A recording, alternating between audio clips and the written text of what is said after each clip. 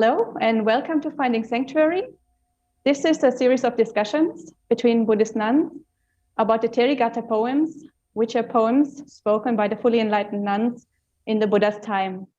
I'm Ayya Vimalanyani, and with me today is Ayya Yeshe. Ayya, thank you so much for joining us today.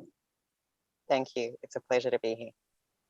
So the poem we are going to discuss today is a little bit different from the usual poems. So I'm going to put a trigger warning in the beginning. This poem contains references to suicide. So if you feel that this is not a good topic for you today, then please watch another video about another poem. And also if you do watch this video and you struggle with thoughts of suicide, then please go and seek professional help. This video is not intended as a replacement for professional assistance about suicide and suicidal thoughts. That being said, I think we can start with the poem. Do you have anything to add, Ayya? Ayya, do you want me to move because there's a guy mowing the lawn next to me? Is that a problem? I think it would. I don't hear anything, so I think it should be fine. Good. That's good. Okay. Yeah. Okay. So I'm going. No. Yeah. Sorry. Nothing to add. Then we can. Yeah, then we can go into it. Yeah. Oh, I think what you said about mental health is very important. But yeah, apart from that, let's start.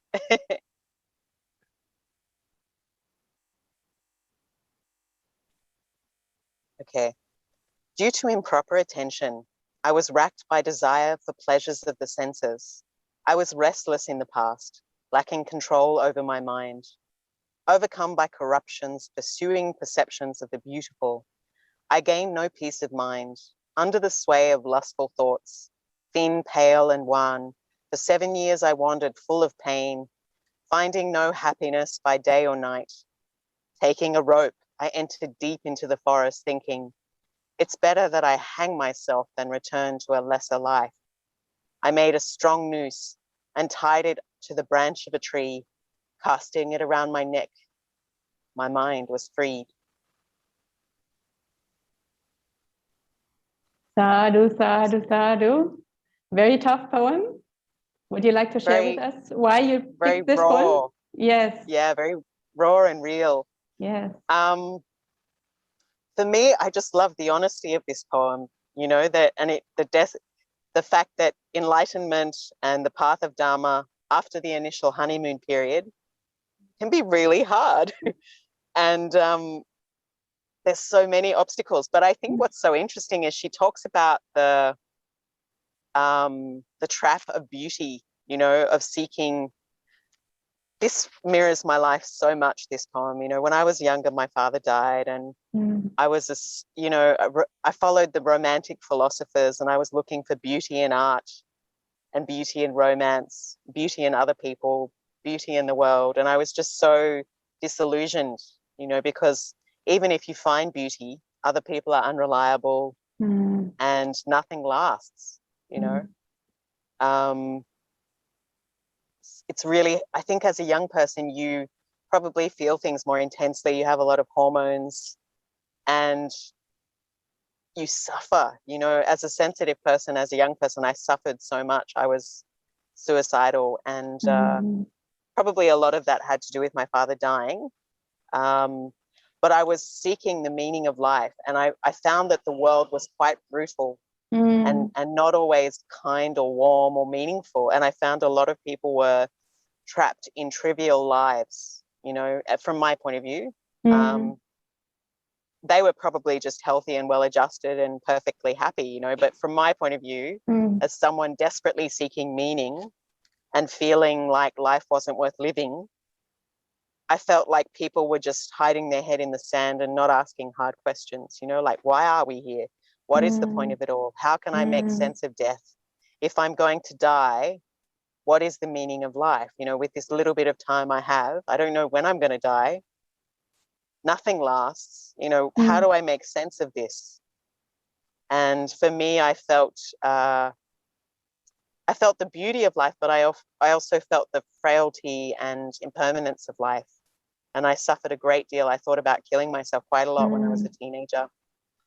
And I think this nun, she speaks honestly about the difficulty of practicing Buddhism or just life in general. But she also speaks about the trap of taking refuge in impermanent things, you know, and the sadness of, because I think in Western civilizations, we have this romantic theory that if we could just adjust things nice enough, we could just have a nice organic garden and a nice partner and some cherub-like children with a white picket fence, we could be happy. You know, if we could just tweak things.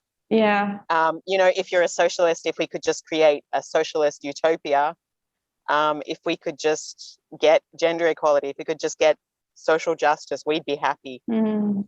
But none of these things last, you know. So that's what's so radical about the Dhamma. You know, it talks about going beyond temporary conditions, I guess.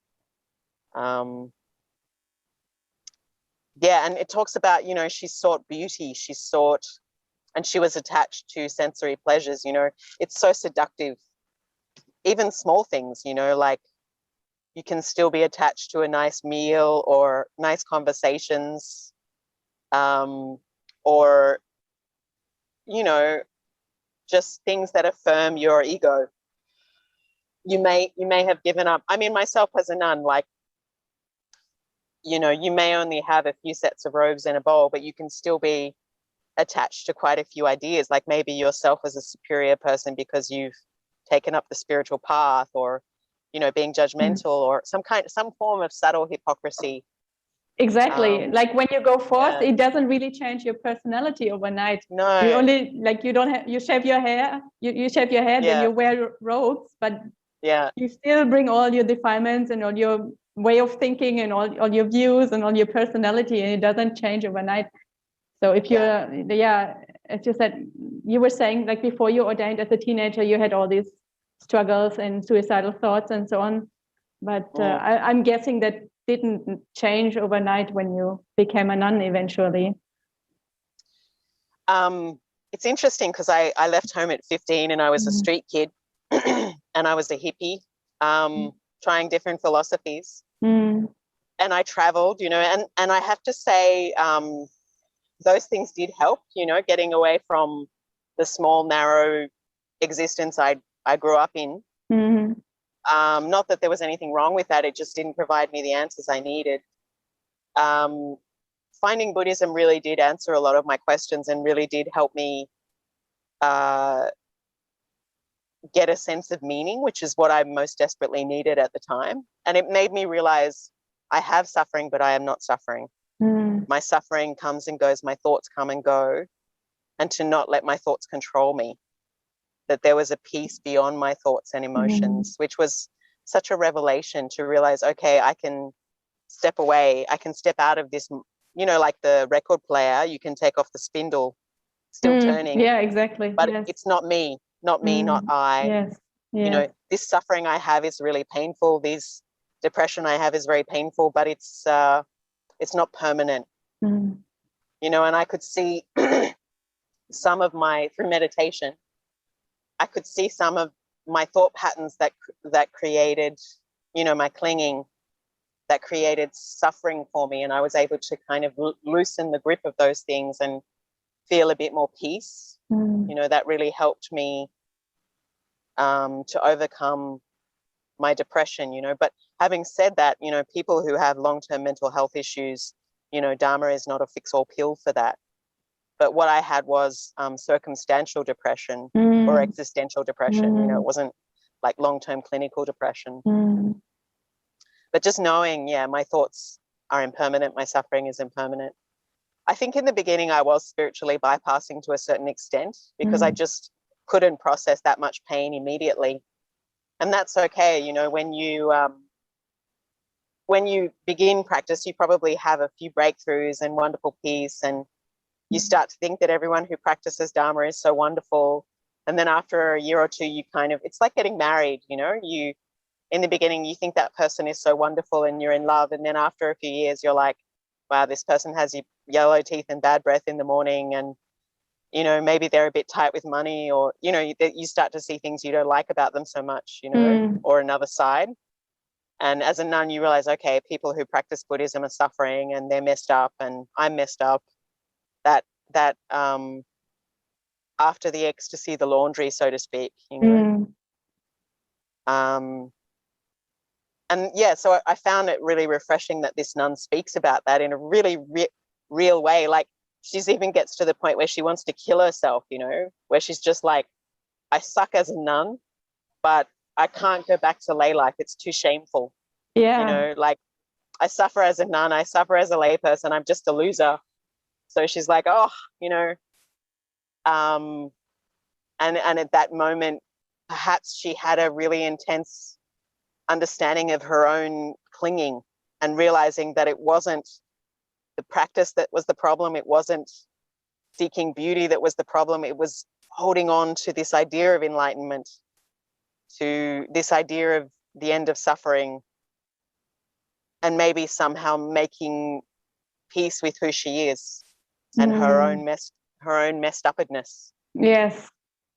And to me, that poem is so relatable, because that's like when you live monastic life and you have contact with other monastics, it's like exactly this situation happens over and over and over again. And I've met so many monastics who feel exactly this way, and I myself also felt this way, you know. And on one way, you really want to get enlightened and you really want to practice. On the other side, you know, you have all these defilements and you're constantly drawn back into depression or sensual thoughts or whatever. And your mind is not peaceful. It just oscillates around the whole time. And eventually you just get so exhausted. And she also says, like, she got sick, thin, pale, and wan, and she wandered full of pain. And I'm guessing she was depressed, like she had depression. And then she was thinking about suicide. And this is so relatable for me, because that's exactly, you know, what so many monastics go through. So, yeah, and she says, for 7 years, I wandered, and I have now been ordained for 7 years. So to me, that's, that's yeah, really talking to me. Yeah, really talking to me. Yes. Yeah. So yeah, I feel like mental health is something that is, you know, very important to take into account also for monastics, and it's not really talked about much. Like, there's a big taboo in monastic life to tell other people, I'm not that happy, I'm not doing that well, I could need some external help. And, you know, this very, very much covered up or kept under the rug, and people don't really want to talk about it. So I was so happy when you picked this poem, because I thought this is an opportunity to talk about these kind of things also. Yeah. So monastic life isn't only about, you know, rainbows and sparkles and roses and everything is beautiful. There's a really tough side to it as well. Yeah, I remember I was in a monastery where there was a monk who had, I think he had schizophrenia, and he was hallucinating demons, you know, coming after him, and everybody in the monastery was in denial about that. And you know, he was suffering so much, he was so anxious, he literally got lockjaw. And I just felt so bad that he couldn't get, because they all felt ashamed, he had to suffer not only his own mental health issues, he had to suffer because of their shame. You know, so if they'd just taken him to a psychologist and got him some meds and got him some help, you know, he wouldn't have had to suffer as much, you know. So the shame is half of the suffering, you know. And monastics are human beings. Of course, you know, they need to hold a high moral standard to be worthy of the support they receive. But there's no shame in getting help, you know, because we have a mind-body continuum the same as everybody else, you know. Exactly, yeah. And we're practicing to develop, you know, compassion and wisdom. So in a situation like this, obviously the compassionate, wise thing to do is to help the person and, you know, to get medical help, to get support from a professional. So, you know, if we practice compassion and wisdom, then instead of, you know, just trying to protect our reputation or have a perfect image to the outside, then if we actually are practicing compassion and wisdom, then we would actually get help for such people. So I think also this looks at why so many people disrobe, and I think sometimes we underestimate the well-being of and happiness of the Sangha. Like we dismiss temporary happiness, but actually having like-minded friends you can talk to, people who share your values, spiritual friends, healthy food, opportunities for exercise, and to not have the monastics of the monastery be overworked. All of these things are things that shouldn't be neglected, and that often are neglected. Like people ordain and we just throw them in a hut in the forest and they're freaking out because they weren't gradually introduced to alone time and meditating 16 hours a day. And on the other hand, the people who ordain and never get a chance to practice because they're so busy teaching and running Dharma centers. So we need to look after the well-being of our Sangha so that we follow the middle path. Exactly. And the Buddha was very clear about that. Like in the Pali Canon, he says over and over and over again that, supportive conditions, external conditions are also very important. We can't just only look at the mind. There's also the environment that has to be supportive. And if it's not supportive, then you shouldn't stay in a certain place. You should go somewhere else. Yeah. And a little bit of wholesome happiness is not harmful, like a nice conversation with a friend, staying in touch with family, learning yoga, going sometimes to travel to get some new input, even like a sauna or something for your health. There's nothing wrong in self-care as long as it's not overindulging, as long as it builds well-being and balance. Honestly, from the day I ordained, I had people coming to me with the most incredible suffering. One lady told me she had voices in her head and she wasn't taking her meds. Another guy told me he was a pedophile, and I was so not prepared. Honestly, I do think monastics should undertake a basic counseling course, because we're just so for ourselves and for others, mental health matters. But another thing I would say in this poem, she's really longing for enlightenment, and that is almost a form of suffering, that I can't live until I reach this final result. Whereas enlightenment is about as much the journey as the destination, about accepting our brokenness, and kind of working with our brokenness. And it reminds me of the story of the Veena, that monk who was a musician and ordained and was meditating very ardently and then just lost his enthusiasm because he tried too hard and was really depressed, and the Buddha said, "What happened? You were meditating so hard." And he said, "Well, I just tried and I tried and I tried and I couldn't get anywhere." And the Buddha said, "You are a musician. How do you string a Veena?" And he said, "Not too tight or it will snap, and not too loose or it won't play." And the mind is a delicate thing. We can't brutalize the mind. The mind, gently, joyfully, we place it on the object of meditation. We don't beat it into submission. It's not about attainment. It's about letting go. It's about relaxing. And in so many ways, that's why Tibetan Buddhist masters say women are sometimes better meditators, because they're not beating their mind into submission. They're more in touch with their emotions and their inner world. They're more intuitive and therefore able to relax and let things be. Yeah, exactly. So not too tight, not too loose with our mind. Yeah, exactly. Like the monk you just mentioned, Venerable Sona, he like in the Pali tradition story, he did walking meditation until his feet were bleeding. So he was like literally harming himself, just, out of sheer stubbornness, now I have to get enlightened, no matter what. So obviously that doesn't work. But so we need that mix of discipline, like of enthusiasm, of bravery to overcome obstacles and persevere. But we also need a sense of self-care and a sense of joy, because we're not enlightened right away, right? So we have to take care of our mind and body and our well-being so that we keep walking the path. The people I've seen disrobe, which I find sad, but I also see, well, people have to grow in different ways. It's not for everyone.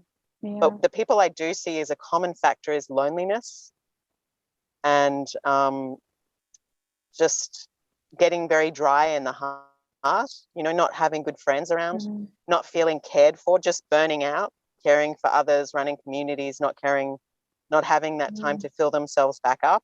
Yeah. And not a lot of emotional support, you know. So those are things we could work on, you know, to offer that support and love. I mean, platonic friendship. Yeah, definitely. You know, metta, yeah. To each other, you know, and to understand, like, we come to the monastics, we tell them our problems, but who is backing up the monastics? You know, that's why we need mentoring and noble friendship. Yeah. Basic self-care programs, so the monastics themselves know how to take care of themselves and their own well-being. Yeah. But each other too, you know. Yeah, exactly, each other too. Yeah. And I feel like sometimes we underestimate how long the path is, especially in Theravada, because in Theravada, you know, we want to get enlightened in this life. So, you know, we feel like, you know, exactly, like, you know, that's why, you know, we don't really think that we have to keep, like, we put forth this enormous effort, and we don't really, you know, take precautions or think about how am I going to keep this up long term, because we think like I'm going to push through, and then, you know, in a few months I'll be enlightened, and then that will be it, and then I can relax. But we don't realize that, you know, how long we actually have to keep up the practice until we actually, you know, reach anywhere. So it's much better to be gentle and you know, to take care of ourselves and others. Yeah. To build stamina. But also I find this kind of attitude of like, I'm just getting out, screw everyone else. It's very short-sighted, because we're, you know, like, I've heard people say, oh, well, gender inequality doesn't matter, society doesn't matter, feelings don't matter, poverty doesn't matter, war doesn't matter, because I'm just going to become an arahat, you know. And it doesn't work. That doesn't work at all. Yeah. You know, I mean, if you're a Western woman, sooner or later, that the fact that women are treated as second-class citizens in a lot of monasteries in many places in the world will just have you burning with rage inside, you know, and that it won't be conducive. Not only that, like, you literally can't survive. Yeah, you literally cannot survive. There's literally no place to stay. You literally don't have food. You literally don't have access to healthcare. Like, you might literally die because of gender inequality. It's not something that you can just ignore and practice, because you just cannot practice. So, because there just is no support. So justice does matter. You know, having women with basic standard of living matters.